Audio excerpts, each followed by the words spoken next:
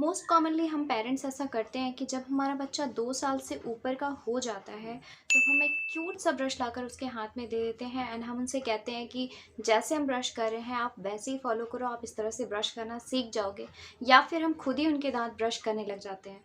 ये दोनों ही तरीका सही नहीं है, बिकॉज इससे बच्चों का जो ब्रशिंग को लेकर कंसेप्ट है वो क्लियर नहीं हो पाता है और वो सही तरीका नहीं सीख पाते हैं।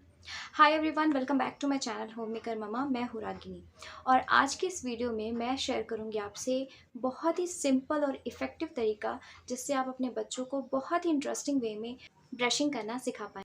ब्रशिंग की जब बात होती है तो ब्रशिंग का जो सबसे इम्पॉर्टेंट पार्ट है वो है choosing of right kind of toothbrush and toothpaste. जहाँ तक टूथब्रश की बात है तो हम सभी पेरेंट्स को पता है कि हमें अपने बच्चों के लिए सॉफ्ट ब्रिस्टल वाली टूथब्रश लेनी चाहिए। लेकिन जब टूथपेस्ट की बात आती है तो इसमें मोस्टली पेरेंट्स ये मिस्टेक कर जाते हैं कि वो अपने बच्चों के लिए वही टूथपेस्ट इस्तेमाल करते हैं जो कि वो खुद के लिए यूज़ कर रहे होते हैं। जो टूथपेस्ट हम एडल्ट्स अपने लिए यूज़ करते हैं उसमें फ्लोराइड पाया जाता है। फ्लोराइड का काम होता है हमारे दांतों को चमकाना और जो भी कैविटीज़ है उसको फिलअप करना, which is quite okay. But excessive use of fluoride जो है हमारे लिए बहुत हार्मफुल है एंड स्पेशली बच्चों के लिए तो बहुत ही ज़्यादा हार्मफुल है। हम सभी जानते हैं कि 2 से 4 साल के बच्चे जो कि ब्रशिंग में बिगिनर्स होते हैं तो वो किसी ना किसी कारण से थोड़ा बहुत टूथपेस्ट ज़रूर खा लेते हैं, चाहे उनको टूथपेस्ट का टेस्ट पसंद आ रहा हो या फिर वो सही तरीके से अगर स्पिट अप नहीं कर पा रहे हो तो किसी ना किसी कारण से उनके पेट में टूथपेस्ट की कुछ मात्रा चली जाती है, which can cause so many difficulties for them, जैसे कि conversion, diarrhoea, drooling, difficulty breathing, salty और soapy taste in the mouth and many more. I am sure कि हम में से कोई भी पेरेंट्स अपने बच्चों के लिए इस तरह की डिफ़िकल्टीज़ नहीं चाहेगा। यहाँ पे मैं आपको कोई भी टूथपेस्ट की ब्रांड सजेस्ट नहीं कर रही हूँ। आप अपने अकॉर्डिंगली कोई भी टूथपेस्ट चूज़ कर सकते हैं, but it should be fluoride free.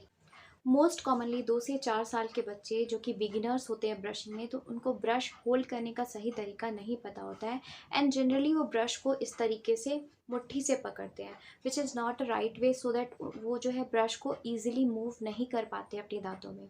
तो यहाँ पे मैं आपको इंट्रोड्यूस कर रही हूँ थम्स अप फॉर्मूला। जब हम हाथ की पोजीशन इस तरीके से रखते हैं एंड ऐसे हम ब्रश को उससे पकड़ते हैं तो ये जो हमारा थंब है ये एक प्रॉपर ग्रिप और बैलेंस देता है ब्रश को, सो दैट हम ब्रश को ईजिली अपने दांतों में मूव कर पाते हैं। Next and a very important step is mouth positioning. बच्चे जब स्टार्टिंग में ब्रश कर रहे होते हैं तो उन्हें इतना भी पता नहीं होता कि उन्हें अपना मुंह कितना खुला रखना है। समटाइम्स वो जब ब्रश कर रहे होते हैं तो अपना मुंह इतना बंद रखते हैं कि वो अपने ब्रश को ईजिली मूव भी नहीं कर पाते हैं, या फिर वो अपना मुंह इतना ज़्यादा खुला रखते हैं कि सारा टूथपेस्ट उनके मुंह से बाहर आ रहा होता है। तो हमें ये स्टेप भी समझाना बहुत ज़रूरी है। यहाँ पे मैं आपको एक कॉन्सेप्ट इंट्रोड्यूस करूँगी, वो है अ आ ई ओ कॉन्सेप्ट। बेसिकली ये 4 ऐसे स्टेप हैं जिनके ज़रिए मैंने मेरी बेटी को ब्रशिंग एक इंटरेस्टिंग वे में सिखाया था, सो दैट वो अपना ब्रशिंग प्रोसेस पूरी ईजिली कंप्लीट कर पाती है। Number 1 step is a. जब हम अ बोलते हैं तो हमारे दांतों के बीच इतना गैप होता है कि हम टूथपेस्ट को स्प्रेड आउट कर सकते हैं। नंबर 2 इज़ आ। जब हम आ बोलते हैं तो हमारे पीछे के दांत जो है वो क्लियरली विजिबल होते हैं, तो इस तरीके से हम अपने पीछे के दांतों को ब्रश से क्लीन करना सिखा सकते हैं। थर्ड स्टेप इज़ ई। जब हम ई बोलते हैं तो हमारे सामने के दांत क्लियरली विजिबल होते हैं और हम सामने के दांतों को क्लीन करना सिखा सकते हैं। And the last step is O. जब हम ओ बोलते हैं तो हमारे सारे जितने भी दांत हैं वो सब क्लोज होते हैं, बस ऊपर और नीचे के दांत जो है वो अंदर की तरफ से ओपन होते हैं, सो दैट हम सामने के दांतों को अंदर की तरफ से क्लीन करना सिखा सकते हैं। ब्रशिंग का जो नेक्स्ट स्टेप है वो है टंग क्लीनिंग। जब हमारे बच्चे बिगिनर होते हैं तो वो हर एक छोटी छोटी जगह पे मिस्टेक करते हैं जहाँ हमें उन्हें करेक्ट करना पड़ता है। टंग क्लीनिंग करते समय भी मोस्ट कॉमनली बच्चे मिस्टेक करते हैं कि वो टंग को माउथ के अंदर ही रखते हैं एंड टंग क्लीनर यूज़ करते हैं। तो यहाँ पे आप एक इंस्ट्रक्शन उनको दे सकते हैं कि टच द चीन। जब वो टंग से चीन को टच करेंगे तो ऑटोमेटिकली वो अपने टंग को पूरा स्प्रेड आउट करके चीन चीन तक टच करने की कोशिश करेंगे और बाहर निकालेंगे। उसके बाद आप उन्हें इंस्ट्रक्ट कीजिए कि आप टंग क्लीनर से टंग क्लीन करो, तो ये प्रोसेस भी उनके लिए आसान हो जाएगा। इसके बाद हमारा नेक्स्ट स्टेप आता है स्पिट अप या कुल्ला करना। तो ये बहुत टफ़ प्रोसेस नहीं है, लेकिन बच्चों के लिए टफ़ तब हो जाता है जब उन्हें हम हाथों से पानी लेकर और तब कुल्ला करना सिखाते हैं। इसके लिए आप एक छोटी सी ग्लास दे दें जिससे वो आसानी से मुंह में पानी भर के और तब स्पिट अप करना सीख जाए। इससे उनके लिए भी आसानी होगी एंड आपके लिए भी ईजी होगा। सो ये थी कुछ simple but effective process of brushing. अब बात करते हैं कुछ इंपॉर्टेंट फैक्ट्स की जो हम सभी पेरेंट्स को ध्यान में रखनी चाहिए। Number one is amount of toothpaste. See, toothpaste भले ही फ्लोराइड फ्री क्यों ना हो, लेकिन toothpaste is not an edible thing. इसलिए हमें हमेशा ध्यान रखना चाहिए कि 2 साल से कम उम्र के बच्चों के लिए हमें सिर्फ एक राइस ग्रेन जितना ही टूथपेस्ट इस्तेमाल करना चाहिए, जबकि 2 साल से बड़े बच्चों के लिए सिर्फ एक मटर के दाने जितना ही टूथपेस्ट इस्तेमाल करना चाहिए। Next is holding of brush in 45 degree of angle. See, बच्चों को हमें ये ज़रूर बताना चाहिए कि हमें ब्रश को कभी भी सीधा नहीं पकड़ना है, हमें ब्रश को जो है 45 डिग्री के एंगल पे पकड़ना है।